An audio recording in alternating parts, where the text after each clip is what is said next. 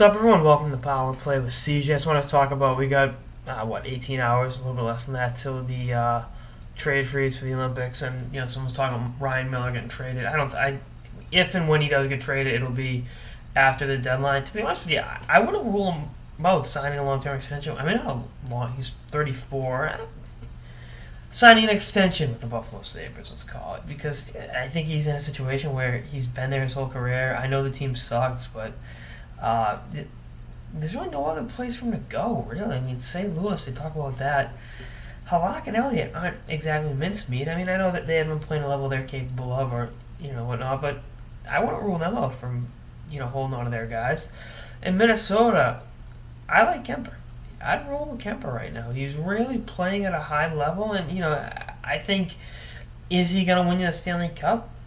Probably not. Maybe not this year, but going a step further with Miller, does Miller, and I talked to someone associated with Minnesota Wild today, one of my sources, and I told him point blank, I said, Miller doesn't get you past Anaheim or Chicago. Doesn't get you past, maybe get you past Colorado or Vancouver. San Jose maybe, but Miller could not get you past Anaheim or Colorado was the bottom line. So what's the point of going for the West? No. Washington, I don't see that happening. It's a buyer's market for Miller. I mean, slim pickings out there. When this offseason he wants to sign with the California team, but all three California teams have goalies locked up. And in Anaheim's case, they have 25 of them. And Phoenix obviously is one of the closest teams outside of California. They have a goalie locked up, Mike Smith. Denver, Colorado got Varlamov locked up. That was last week.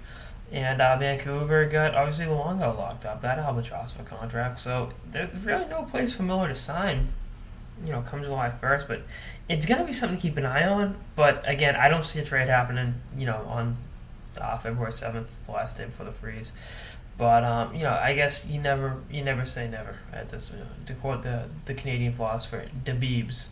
But, again, and what would you give up for? I mean, someone talked about, Charlie Coyle and pick some other prospects to Buffalo in exchange for Miller. I'm like, that's a little hefty, especially if you saw my piece yesterday where I talked about how poorly the Minnesota Wild drafted over a 4-year stretch.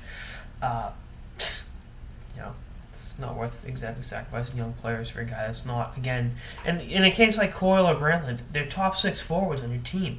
You're going to give up one of those guys and some picks that will help you now and down the line for Ryan Miller, who isn't exactly, spring chicken age-wise, and I think this is just such a weird situation. I think he wants to stay in Buffalo. I really do. Otherwise, he would have forced a trade out of there in the last 18 months. I'm absolutely convinced that if he really wanted out of Buffalo, which I don't think anyone could blame him, and that's not a knock on the city of Buffalo, just the team or anything else. Buffalo is a fine place, but I just don't see that that dynamic being there. First of all, hockey players very rarely force trades. I can think of a few off the top of my head, but they're not like NBA or NFL or MLB players where they piss, moan, and complain until they get traded. And they're loyal guys by and large, and I believe Miller's a loyal guy.